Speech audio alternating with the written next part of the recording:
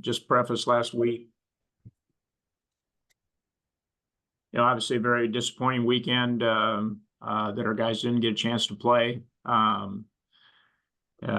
the same time, our guys took it in a very matter-of-fact way when we got the call from them mid-morning on Saturday that they weren't going to play. Just as we were about ready to load the buses, informed our team that of their decision. As a result,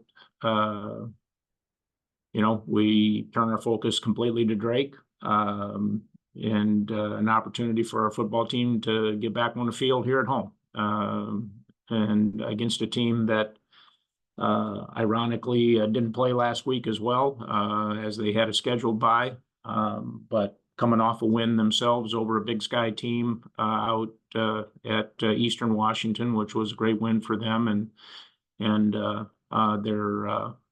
program. So with that, open it up for questions. If you've got a quick question on the deal last week, but obviously I'd like to turn our attention to this week. So, Jay, go ahead.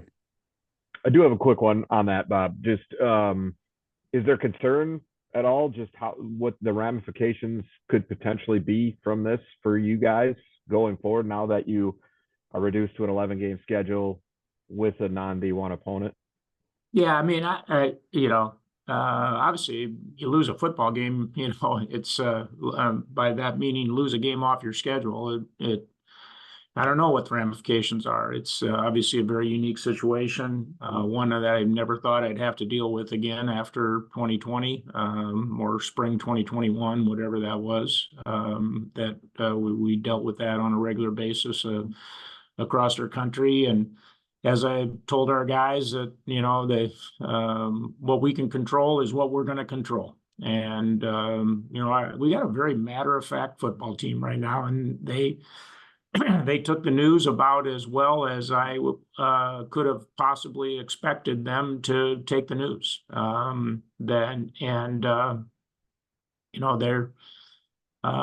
They're excited to get back on that field. Feel like the Wisconsin opportunity was one that demonstrated how good we have a chance to be, and we've got to continue to move forward and be a better football team this week. I mean, I guess the benefit that you do get is you get a week where you don't get beat up physically, and you get a chance that the guys that were already in that spot get a little bit better, right? So where are you guys at from that standpoint right now as you do get ready for Drake? Yeah, I mean, we'll be absolutely healthier this week than we were, last week. May have a couple of guys back that were not going to be able to play, and a couple of guys that were going to play that were a little bit banged up are going to be 100% healthy by the weekend. So, take full advantage of that in terms of putting, really a full roster on the field Saturday. As far as Drake's concerned, last year won their league, went to the playoffs, and then you mentioned the win at Eastern Washington, which is an extremely difficult place. I don't care what that team looks like; it's a tough place to go win. What did you see on film about this team from that contest, and what concerns you with the Bulldogs? Yeah, I think, number one, they're a very experienced football team, a lot of older players. If you look at their roster, it's basically seniors and graduate students that are playing for them this year.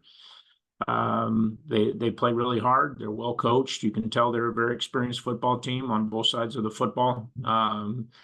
They present some challenges on both sides. They're a team that's not afraid defensively to be aggressive and to to pressure you, and we'll have to be able offensively to handle multiple looks and pressures that they will give us offensively.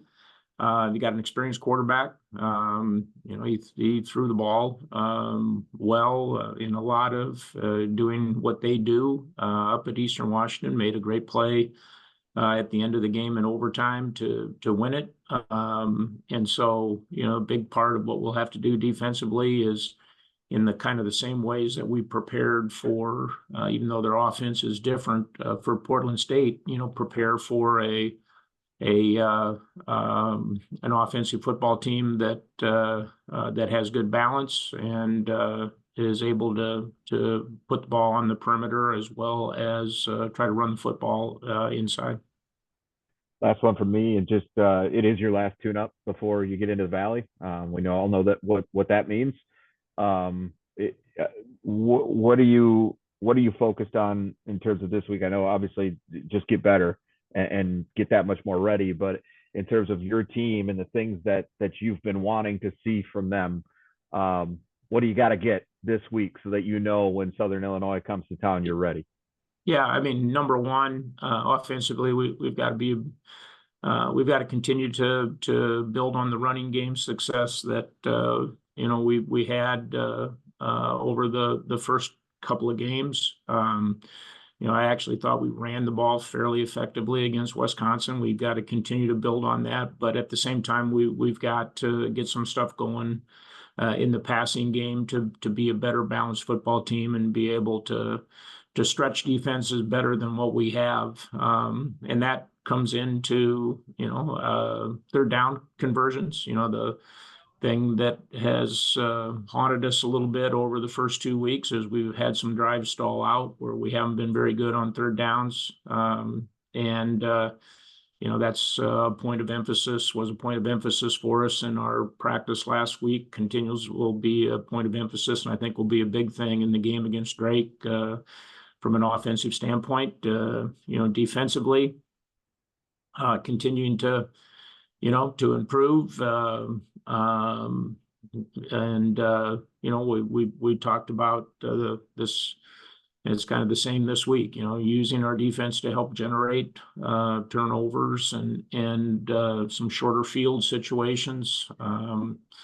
Our kicking game has done a decent job of doing that here the first couple of weeks. We need to continue to be really good in the kicking game, but all of those things that are a part of what we've kind of referred to as complementary football are things that we got to continue to improve upon and be good at this week. And those will be the same things we'll have to be good at as we head into the Valley. I lied. One more quick one, personnel-wise. Does Dennis's suspension carry over with this situation?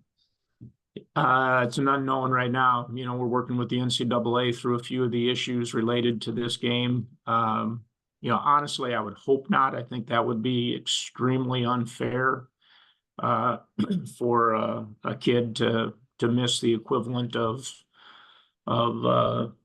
7 quarters of football for what, in my opinion, was not necessarily in any way, shape, or form an egregious foul.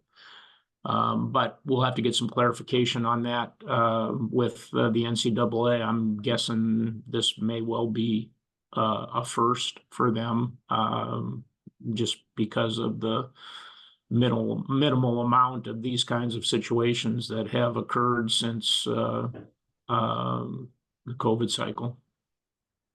Okay, thanks, Coach. Nathan, go ahead. Few quick ones from me. Briefly, I want to revisit the Portland State cancellation. Have there been discussions on how this game will actually be recorded, whether it'll go down as a forfeit for Portland State or no contest? It's still some there's still some conversation about that, so I don't really have any information more at this time regarding that. And then other one for me, obviously you guys get that, extra week of rest that you didn't initially think you were going to have, but at the same time, you missed some valuable game experience here earlier in the season. How do you get these guys to, I guess, almost continue like it was a game week and act like you guys can have that experience that you had in the game and use that going into the next few games? Yeah, we always, take practice weeks. You know, we're getting right back into our normal game prep week. You know, it wasn't a bye week last week. It was a full week of practice, a full week of game planning. And so we'll be back on our regular game week schedule this week. We always do a little bit of good on good work every day, just to make sure that we're seeing full speed stuff and keeping some of the elements of our game sharp. We'll continue to do that this week as we always do.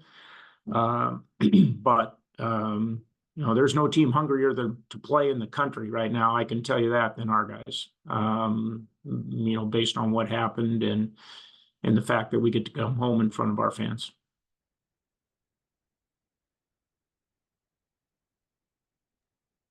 All right, Alex, go ahead. Yeah, coach, just a couple personnel things. Outside of Dennis, is there anyone else that would have missed the Portland game or wouldn't have been there and is back this week with that extra week of rest? Yeah, I mean, I think you know, a couple of things, you know, as we move ahead, you know, Jordan Larson, who, you know, he'll be close. I think, you know, he would have missed last week, you know, with the injury that he sustained versus Wisconsin. You know, we're hopeful that he'll be back this week. We'll know a little bit more as the week progresses with him, but certainly from a, you know, depth in the offensive line standpoint, that would be a big one. You know, more than anything, you know, it's just a couple of guys that would have played that were a little bit banged up, that now will be able to get a full week healthier. So, you know, from a roster standpoint, you know, we'll be in better shape for sure this week than we were last week. And then last one for me, just Carter Bell, leading receiver last year. I know it was two really different games to start the season. What's it going to take to get him and Aiden start connecting as the season progresses? Yeah, I think we've got to throw the ball more. Number one, you know, we didn't really need to throw the football against Northern State. The way that game, you know, clicked off with the two special team touchdowns and the game getting separated at halftime, we elected to you know, play a lot of people in the second half and you know, focus on running the football and kind of shortening the half. Last week against Wisconsin, you know, we got him involved a little bit in the game. I think we need to find additional ways that we can get him involved. That's been kind of the focus on practice with you know, some of our perimeter players here over the course of the last 2 weeks to continue to advance our offense, and Carter will be a big part of that. Awesome. Thanks, coach.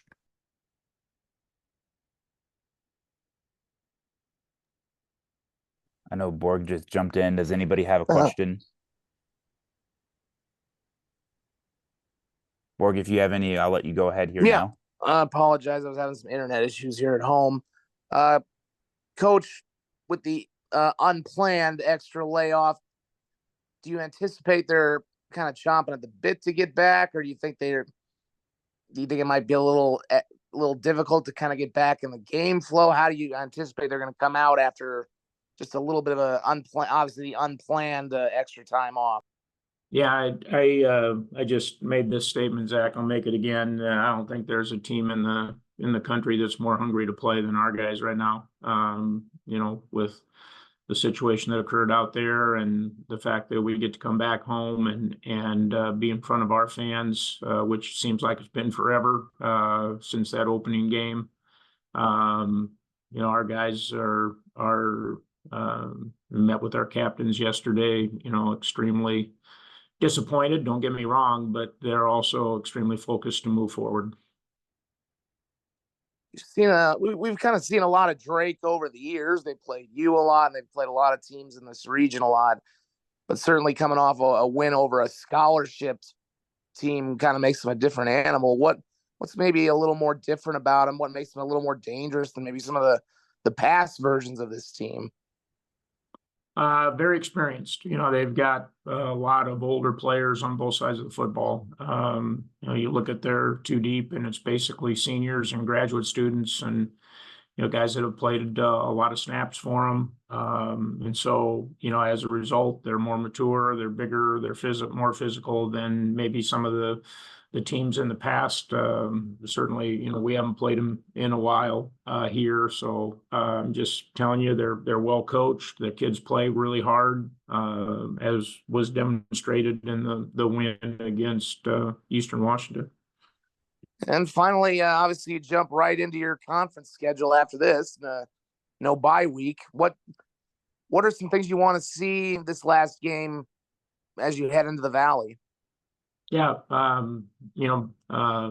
continue improvement offensively. Better balanced execution. We got to continue to advance our run game, but we've got to get better throwing the football, and being more productive on third downs to keep drives alive. That we've had stretches in both the first two games where that was something that we didn't do real well. Defensively, keep playing well. Find ways to generate opportunities, and obviously from a kicking game standpoint, continuing to find ways to not just be sound but make plays. I think our guys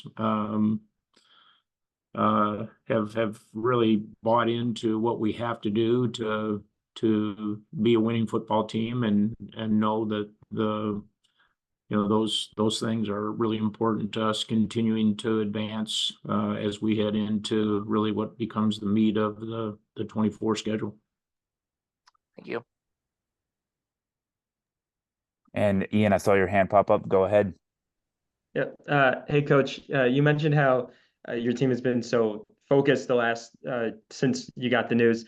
How impressive have you been with the response from them over the last 48 hours? I'll have to admit, I was surprised. Not that our guys took it well, but we've got a pretty mature football team. I've said that. Our guys took the news in a very matter-of-fact way on Saturday morning, that the game was being. They knew it was out of their control, and the only thing we can control right now is how well we play this week against Drake, and that's what they're going to do. They're going to work hard this week and be a football team that's ready to put its best on the field Saturday. Thanks, Coach. That was my only question. Yep. Appreciate it. Unless anybody else has any questions, we'll go ahead and wrap it up early. But yeah, thanks everyone for hopping on today. Appreciate it. We'll look forward to seeing you guys on Saturday back in the Dakota Dome. Thank you. Thanks, Coach. Thanks, everybody. Thanks.